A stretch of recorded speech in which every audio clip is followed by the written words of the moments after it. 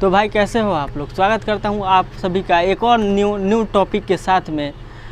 आज हम बात करेंगे सोना। क्या आपको पता है कि हम सोते क्यों हैं? क्या ये सिर्फ थकान दूर करने के लिए होता है या फिर इसके पीछे कुछ और साइंस है? चलिए आज की इस वीडियो में एक्सप्लोर करते हैं the biology of sleep.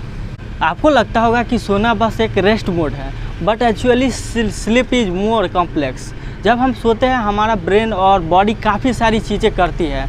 For example ये टाइम होता है जब हमारा ब्रेन टॉक्सिन्स को क्लीन करता है, न्यू मेमोरीज क्रिएट करता है और बॉडी रिपेयर होती है।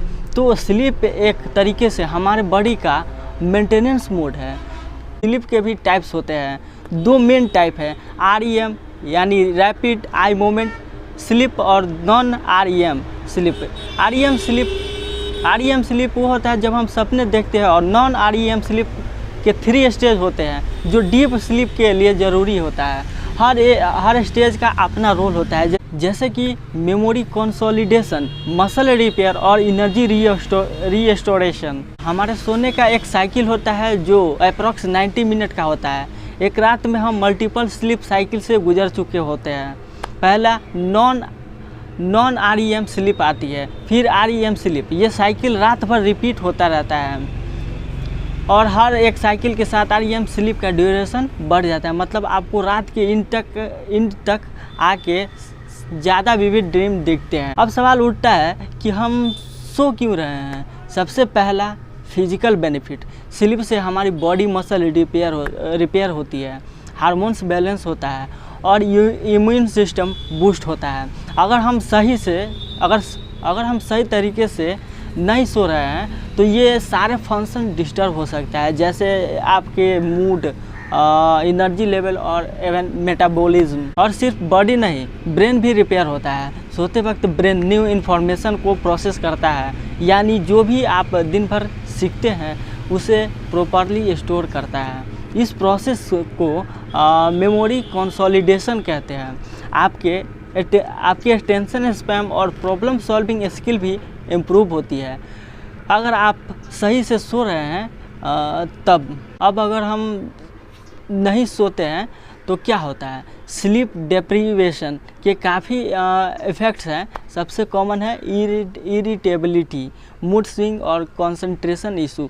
लेकिन लॉन्ग टर्म में ये हेल्थ रिस्क भी बढ़ सकता है, जैसे हार्ट डिजीज, डायबिटीज और इवन मेंटल हेल्थ प्रॉब्लम जैसे कि डिप्रेशन। अब बात करते हैं कि सर्कैडियन राइदम की, यानी हमारे बॉडी की इंटरनल लॉक। ये क्लॉक हमारे ब्रेन के एक पार्ट में लोकेटेड होती है जिसे हम सुप्रासिस्टेमेटिक न्यूक्लियस कहते हैं। ये क्लॉक लाइट से सिंक होती है, इसीलिए सुबह उठते ही हमारे एनर्जी लेवल हाई होता है और रात को धीरे धीरे बॉडी स्लीप मोड में शिफ्ट होने लगती है। हर किसी के लिए स्लीप रिक्वायरमेंट अलग होती है।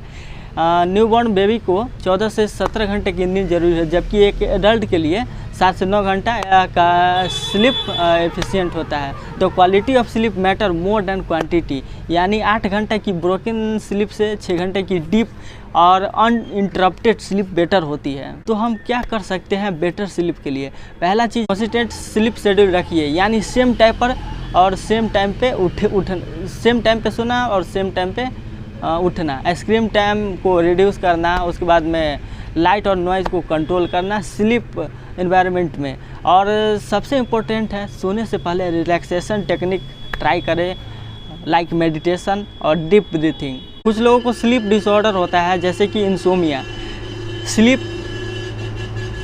स्लीप एपनिया और नार्कोलेप्सी।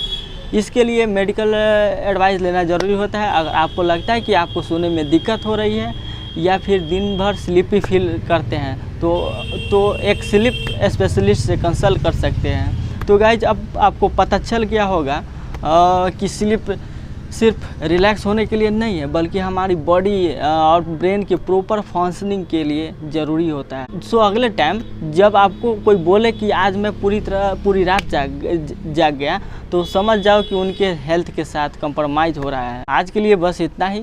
मिलते हैं अगले वीडियो में अगले कोई टॉपिक के साथ में। देखते रहिए अपने भाई का यूट्यूब चैनल दिव्यम भारती। जय हिंद, जय भारत।